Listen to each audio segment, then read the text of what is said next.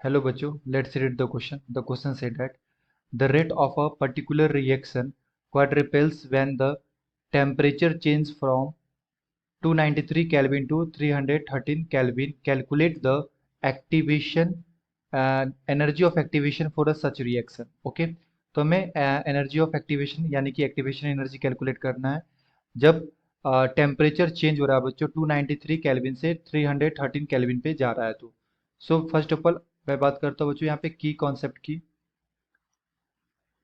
की कॉन्सेप्ट। तो बेसिकली ये क्वेश्चन आया बच्चों temperature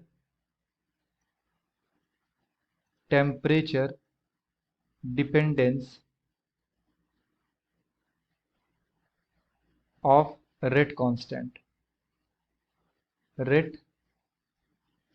constant and according to Arrhenius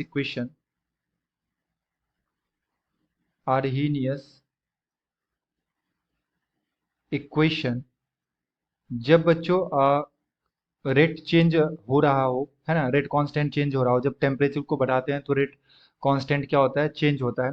इस टाइम पे हम लोग एक इक्वेशन लिखते हैं। ये इक्वेशन होता है बच्चों log K2 by K1 is equal to EA by 2.303 R into में T2 minus T1 divided by T1 into T2। Okay, तो ये हमारे पास होता है बच्चों। एंड क्वेश्चन में दे रखा है कि जब टेम्परेचर को इंक्रीज किए तो क्वाड्रिपल्स हो गए। इसका मतलब ये हुआ कि जो हमारा K2 है बच्चों वो इनिशियल रेट कांस्टेंट का 4 टाइम्स है। इसका ये मतलब होता है। सो हम लोग यहाँ पे अगर लिखें log K2 तो K2 की जगह पे क्या लिख सकते हैं बच्चों, 4K1 divided by K1 is equal to EA हमें कैलकुलेट करना है एक्टिवेशन एनर्जी 2.303 R। T2 का वैल्यू दे रखा है बच्चों 313 माइनस ये दे रखा है 293 T1 का वैल्यू डिवाइडेड बाय 313 इंटू में 293 और ये केल्विन में दे रखा है।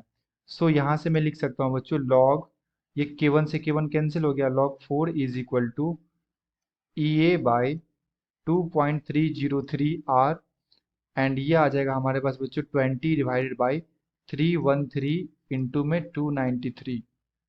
सो log k का वैल्यू log 4 का वैल्यू क्या होता है बच्चों, log 4 का वैल्यू होता है 0.6020।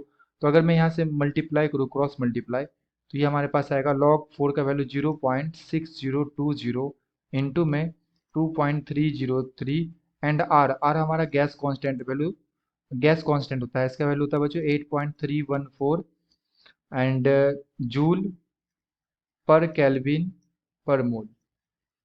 ओके, तो मैं यहाँ पे इसका वैल्यू ले लेता हूँ इंटू में 8.314 जूल पर केल्विन पर मोल एंड अगेन यहाँ पे मल्टीप्लाई हो जाएगा कितने से 313 इंटू में 293 kelvin divided by whole divided by 20 and kelvin से केल्विन यहाँ पे बच्चों कैंसिल आउट हो जाएगा, हमारा आंसर जूल में आएगा इज इक्वल टू EA।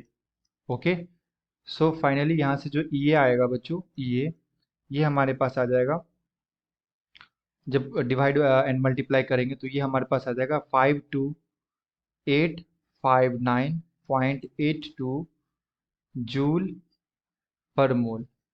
और अगर मैं इसे किलो जूल में लिखूं तो ये आ जाएगा बच्चों 52.86 किलो जूल पर मोल।